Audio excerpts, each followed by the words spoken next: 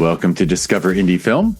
I'm Jeff Howard, and I'm very excited because I have three wonderful people with me on Zoom, and I'm just going to go for this.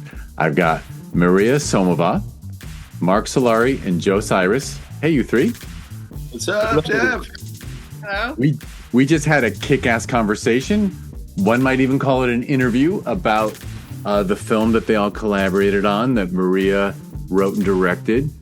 And it's called I Want to Live on Mars. And people should listen to the podcast before this one and learn all about that wonderful film and these three talented people who were critical to getting it made. But this podcast ain't going to be about that.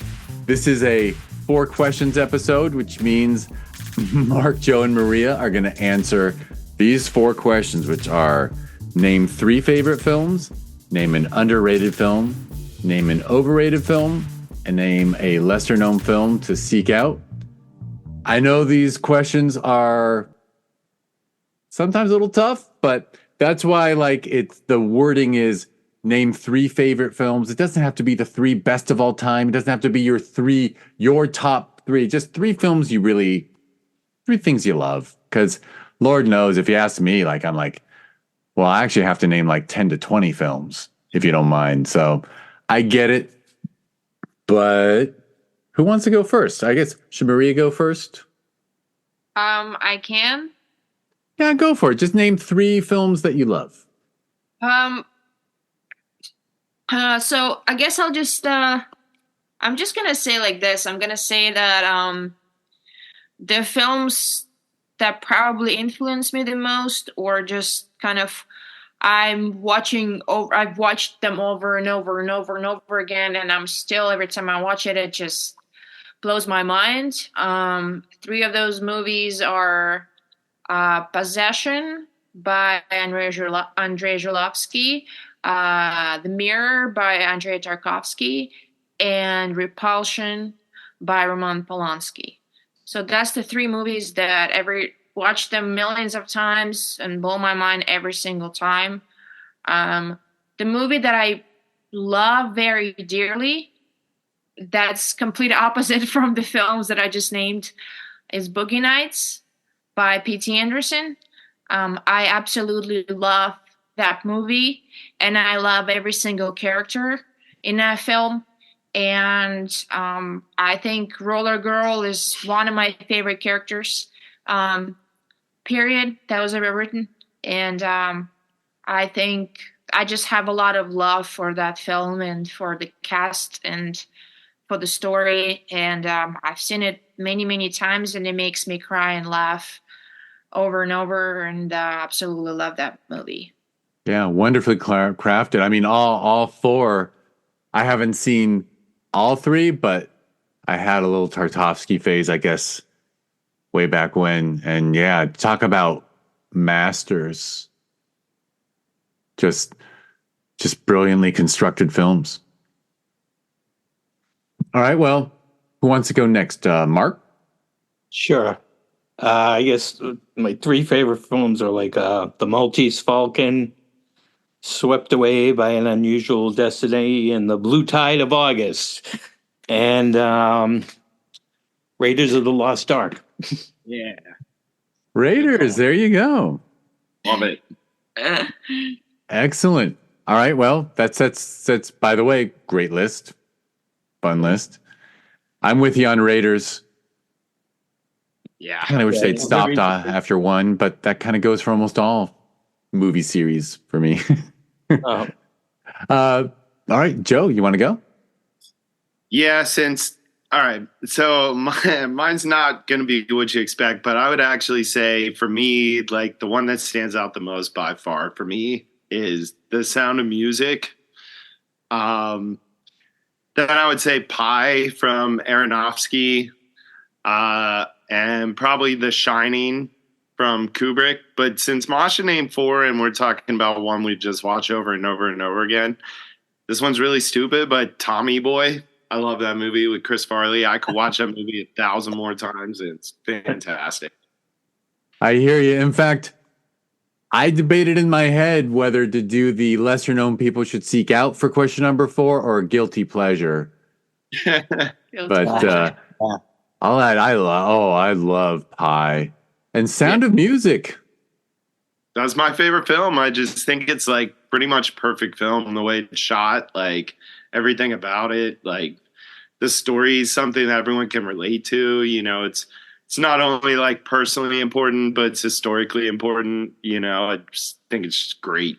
Well, I will allow myself to lose the respect of many, many people when I say I've never seen it. Yeah. So something to look forward to. Yeah, I have to. And I'll add that Pi is a wonderful special film. And I actually, that was one of my first dates with the person I'm now spending the rest of my life with. I took her to see a private screening of Pi. Oh, with a Q&A with Aronofsky afterwards when he was nobody. Yeah. That's awesome. She stuck with you after that. You're good. Yeah. That's a kick-ass. That's such a good indie film. I'm not sure he's ever done anything as good as that, but maybe I'm being a jerk. All right. Question number 2 is a film that is underrated. And I guess we can do the same order. Mariya, you want to go first? Yeah, I think that the movie that I absolutely love, and I feel like not a lot of people heard about it, or at least when I bring it up, it was like, huh, what? I have never heard of it. It's called Leave No Trace by Deborah Granick, who did the Winter's Bone. I feel like a lot of people seen Winter's Bone, but not a lot of people seen Leave No Trace. And I think that one of those movies that it's basically about a father and a daughter living off the grid. And what a beautiful movie. I don't know. It's one of those movies, it's like from the beginning to the end, it's just such a beautiful film. I don't know. I don't know how else to describe it. And I just, I've seen it so many times, and I remember like the ending of the film, and it's not something that you expect. It's not how you expect the film to end. And oh my God, the ending scene, I cry every single time. It's just one of those films. I'm guilty of all those other people you named. I hadn't even heard of it. And I'm one of we all saw, well, most people who care about movies saw Winter's Bone when it was out because it was such a powerful, and it really hit the zeitgeist of the moment, I guess. Yeah. But yeah, I hadn't heard of Leave No Trace. Fantastic movie. Mm-hmm. All right, I'll put on this. And by the way, any movie that makes me cry, I greatly appreciate it, because as a repressed American male, I need help crying as often as possible. Feels so good. Feels so good to let it out. All right, Mark, you got an underrated film? Yeah, Putney Swope. It's such it's from the late 60s, I think, early 70s, and it's directed by Robert Downey Sr., and it's such a wonderfully anarchic and just political and hilarious, I don't know if it's horribly made. I think their budget was like $100, but it is a beautiful movie. I actually did see that way back when, and it is always wild to think that Robert Downey Sr. was such a, almost like a pre-Cassavetes kind of cinema revolutionary, and then his son just becomes like one of the biggest movie stars in the world. Right. Mm-hmm. But I think that's where Putney Swope's where he got addicted. For sure. Excellent. All right. And Joe, you got a film that you feel is underrated? Yeah, I'm going to pivot from what I was going to say. And actually, I'm going to say Outside Providence by the Farrelly brothers. I feel like, they did Dumb and Dumber. There's Something About Mary. A lot of people know, some of their bigger works. But Outside Providence is just like one of those stories I think is really relatable to people. And it's a very understated movie. It's not, it's not quite as big as some of the previous stuff, but I feel like it's one of those movies that can have you rolling on the floor the whole time, and at the end of the movie, you want to hug every character. And I love it. Yeah, I mean that's their their not over the top coming of age movie. Right. Exactly. Because they grew up there and they just told a really sincere story. Yeah, yeah. No, that is a nice pick for underrated. Because everyone just goes on and on about their over the top comedies. Right. And they don't appreciate that one. Excellent. All right. Third question, and this one I won't even. I'll resist my urge to qualify it. Just using the word a film that's overrated. So, I'm not a fan of I don't really watch superhero movies and the reason why is because a lot of them are based on comic books, and the comic books is not really very popular, very common where I grew up. So I didn't really get into comics ever really, but then I did read some comics when I moved here, and I did appreciate them. And but still I don't really watch, and I think comic books, there's some amazing comic books out there, and I can really appreciate the art and the storytelling, but it doesn't always translate into films. And I know that the movie that I'm about to make is probably a lot of people about the name, the film, a lot of people will probably disagree with me, and I know that a lot of people love that movie, and I know it raised a lot of money, it's a huge success. This movie was a huge success. But one of my friends took me to see Suicide Squad, the first one, and I was no, there's no way, and I was I know it's just not gonna be my cup of tea, so. And but she's no, listen, there's it's a great cast, it's gonna be funny, just give it a shot. And I remember I straight up fell asleep 10 minutes into the movie, and that was my experience with that particular movie. I can't even actually tell you if it was great or what it was like, because I literally fell asleep. So I guess I don't really have a feedback on what it was like. I haven't seen it ever since. I just literally 10 minutes after it just, yeah. I remember being disappointed a bit with it. Yeah. Yeah. I mean, superhero movies they've become a dime a dozen anyway. Yep. You have to be really damn good to make a decent superhero movie. But anyway, all right. Mark, you got an overrated? Oh yeah. I've been watching a lot of the award season movies lately. So my overrated movie is Ferrari. And much like Mariya, I kept falling asleep during it. And when I was watching it, I was just pissed off that I was watching it. And but I'm always an optimist. I always feel like if I'm watching a bad movie, I keep hoping it's gonna get better, But no. I thought it was one giant cliche. Very well filmed, a beautiful cliche, but a boring movie.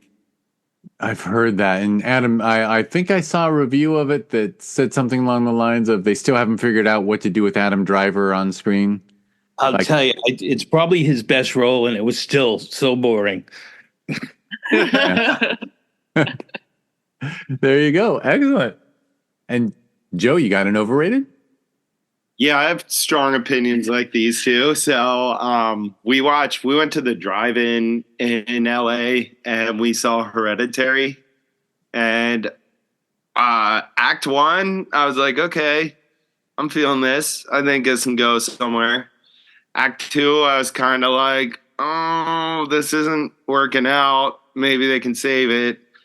And then Act 3, when Tony Collette climbs on the walls, I actually laughed so loud that people shushed me at the drive-in because I was laughing so hard because I thought it was the dumbest thing I ever saw. And same thing. I feel like the ending to that movie was just pandering to current social climate and just totally missed the mark of where that movie could have gone. And instead it went to a sort of what I see as preachy, misamalgamated like pontification. I just didn't like it. I think, to be fair, most horror movies today kind of fall short of what I consider to be scary or good horror movies, but that one in particular, with especially with Toni Collette, who I think is such a great actress, we walked out of there and I was like, man, that was stupid. Man, that movie was so dumb. I'm not going to quarrel with you. I didn't see it till it was on streaming or whatever, and everyone was raving, and I was like, what did I miss? Yep. But then, interestingly, the next film from that director, Midsommar, I thought, oh my God, he's brilliant. Yeah. I love that film. And I think everyone loves her, and everyone names Hereditary as like one of the best films in the recent era. And I'm like, what do you mean? That same director's next film is way better. Fair enough. All right. Hey, we're closing in. Question number 4. And Mariya, you kind of covered this with your favorites, but a lesser known film for people to seek out.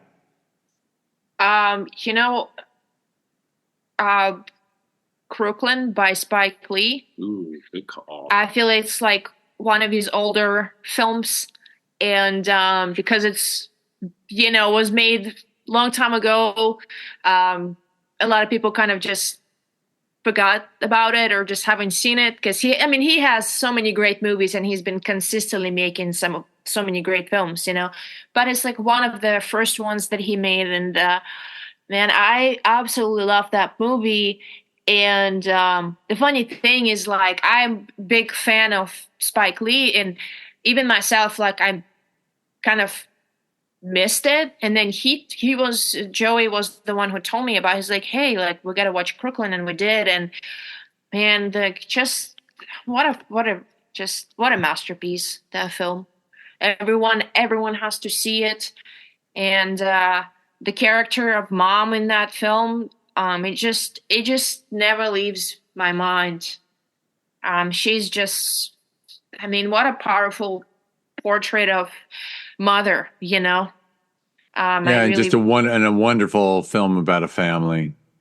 Absolutely. Can I add one thing on there too? When we were watching it the last time, we noticed that in the scene when they go down south, I was like, wait, did the screen get like, I was like, is the format different? Did it like change? It looks like it's distorted. And like, I was like, it looks like they like messed up when they tried to translate this film from the big screen to the movie. And then we looked it up, and he actually did that intentionally. And I guess it was to show that the worldview in the South was always kind of distorted, especially from the point of view of African American folks. But it was just something that I hadn't noticed the first few times I watched it, and it really stood out to me. And I was like, oh shit, like that was really cool. No, I'm in the camp that Spike Lee's a master. Yeah. And yeah, so people don't respect the full catalog. I don't know why. Yeah. But I was just the right age when She's Gotta Have It came out to just be a huge fan of every film as they came out. So, and they were always great. And continue to be. And he's a great documentarian. I could go on about it. All right, well, now we go to Mark for a lesser-known film that people should look up. Okay, well, this, I want to qualify. This isn't really like so much of a lesser-known movie, but I think it's a movie I think every actor should watch, and it's The Odd Couple with Walter Matthau and Jack Lemmon, who are so, to me, extraordinary in that movie. And I think, and maybe some of their acting's a little obvious, I don't know. But I love it because I love watching them. And, I'm not a big Neil Simon fan, but they take his work and really elevate it. Two of the funniest people who ever lived. Or two of the best comic actors ever. That's right. I think that's the thing, because, a lot of people say they're comedians, but I watch it and I say, these guys are great actors, Yeah, no. Funny at every level. Great one. And truth, I haven't seen that in forever. And Lord knows the TV series was so huge that it kind of, people kind of forgot about where it came from. Right. And they were good in their own respect, but, Matthau and Lemon, just masters. Masters. Absolutely. All right. Joe, you get to bat cleanup. All right. I'm going to say Mandy with Nicolas Cage. It's like a very low budget indie kind of approach to a film that I didn't expect a lot out of. And by the end of it, I was like, holy shit, this movie's really good. Like, yeah, Mandy is a fantastic film. It's shot unbelievably. Like, it's the premise of the film's crazy good. It's scary. It has kind of all the elements I love in a good film. And there's like a strong redemption of the hero at the end. Like, it's a really cool film and most people don't know about it. Yeah, that's from his. I haven't seen it, but that's what like one in like the last 5-6 years, like when he was about 5 years. Post the soundtrack is amazing too. Like post IRS disaster where he just like had to do anything for $1 for a little while. But that's one of the. But I've heard he has said he did some of his best work in that period that everyone shits on. Yeah, absolutely. Yeah, he's great. Awesome, excellent. All right, great, cool. Man, I wish I got to develop some kind of, caffeine habit so that I can stay up and not sleep for a couple months because there's too many films I got to watch. You all just named, I mean, I certainly want to watch Mandy and Sound of Music. I have some, but I got to revisit Putney. So there's a lot of films to revisit thanks to this chat. Right on. All right, you three. Well, we'll make sure that I Want to Live on Mars is a clickable link on this one as well. People should listen to the podcast before this one. If you want to hear more about I Want to Live on Mars, which is the film that Mariya, Mark, and Joe collaborated on, written and directed by Mariya. And I will get us out of here with my closing spiel, which is thank you for listening to the Discover Indie Film Podcast. Please give it 5 stars, like, subscribe, follow, whatever the F you can do to help out a little podcast that's devoted to people who frickin' work their asses off to make movies. And they're not flying private is all I'll say.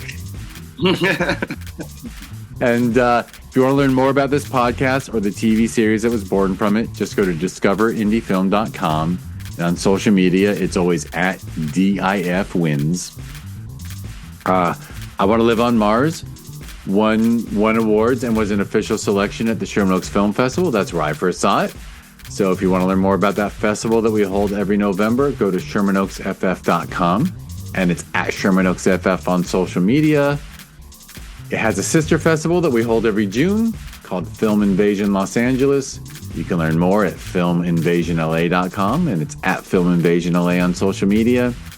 The last thing I'll ask anyone to do is go to watchtvhi.com or type in TVHi on Roku, Amazon Fire TV, Apple TV, Android TV, iPhone or iPad or Android mobile. Check it out. It's a cool little thing that's mostly populated by indie films. And thank you, Mariya. Thank you, Mark. Thank you, Joe. Thanks, Jeff. Thank you so much, Jeff. Appreciate it. Yeah, thanks for doing the great work. And thank you, everyone, for listening.